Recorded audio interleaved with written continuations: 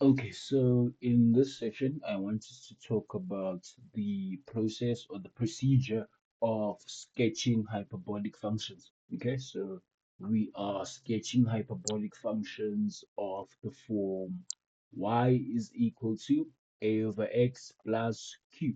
Okay, so this is the general form that we are sketching. Okay. Now, for this form, the only pieces of information that we need for us to sketch is number one, we need the asymptote. Okay. We need the asymptote, and then we need the x-intercept. Okay.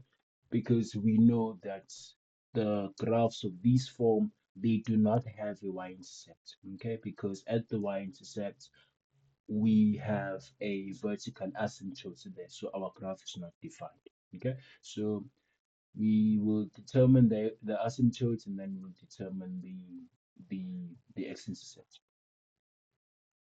Okay, now if we consider number one, whereby we say that, or they say that y is equal to negative 2 over x plus 4. So we can see from this graph that the vertical asymptote is given by x is equal to 0. Okay, this is the y-axis. And then the horizontal asymptote, we said that this is given by y is equal to q. Okay, so these are our asymptotes. Asymptote. Okay, now y is equal to q. This is equal to positive 4. Okay, so these are the asymptote, and then we can determine the x-intercept.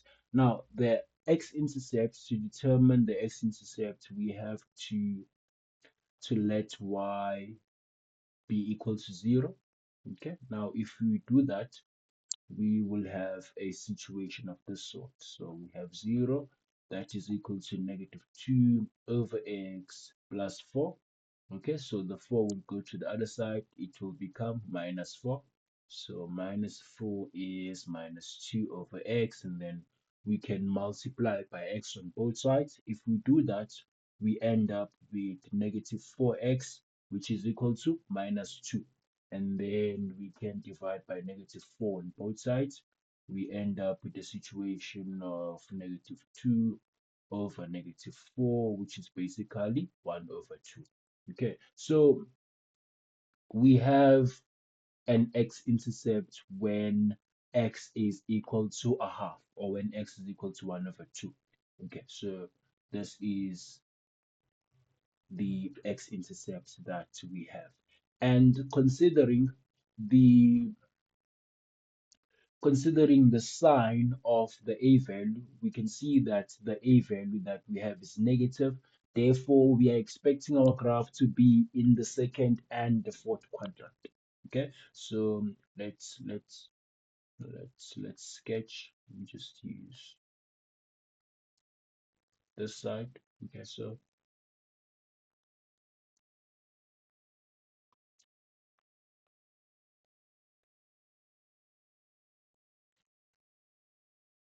okay, so this is the y-axis, and then the horizontal one is the x-axis. So this is the y, that is the x. Okay, the first thing that we insert are the asymptotes. Okay, so we know that our asymptote is at y is equal to 4. Okay, so 1 2 3 4, it will be around there, because this is our asymptote, and we represent this by a dotted line, a broken line. Okay.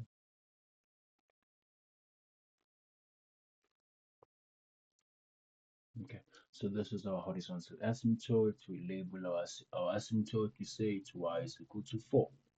Okay, and we we have a point at x is equal to a half. So x is equal to a half, y is equal to 0. So x is equal to a half. Let's put the point there. Okay, so this is the point that we have. and then our graph will look something like this. Okay, so it will be like that. Yeah, so it will be like this, and then it will be like that, something like this. Okay, and then basically on the other side we just replicate what we have on this side. Okay, or we just copy what we have on the other side. Okay, so it will be something of this sort. Okay, so this is how this our graph will look. Y is equal to negative 2 over x plus 4. Okay, and then let's consider this one.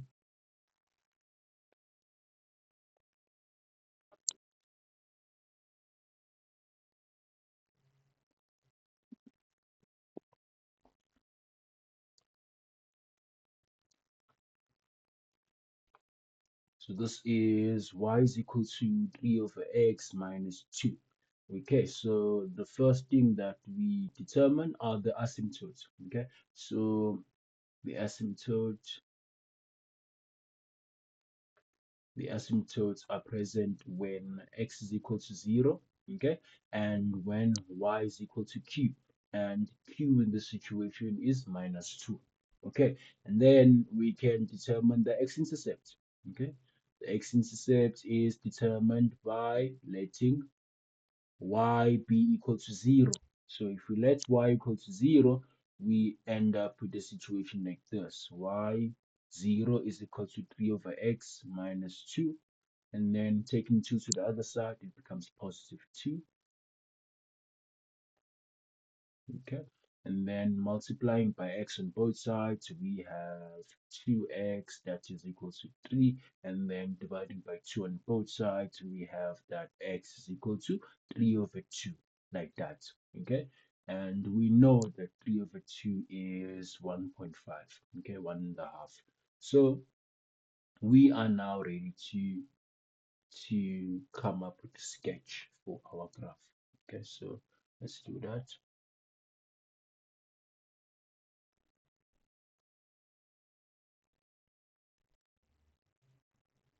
Okay, and then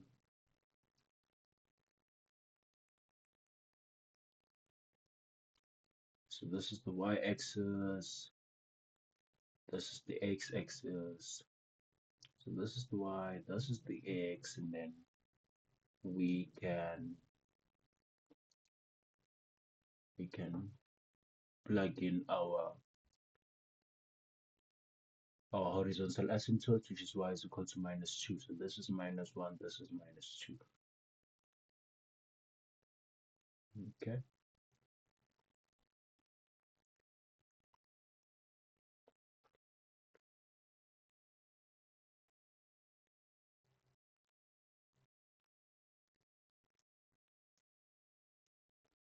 so this is y is equal to minus 2.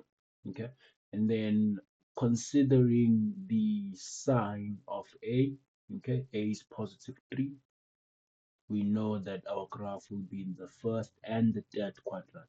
Okay, and also considering the fact that we have a point at x is equal to 1.5, so let's put the point somewhere here, 1.5, and then we can sketch our graph.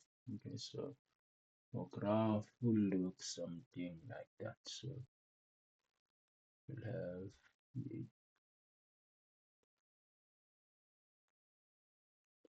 will have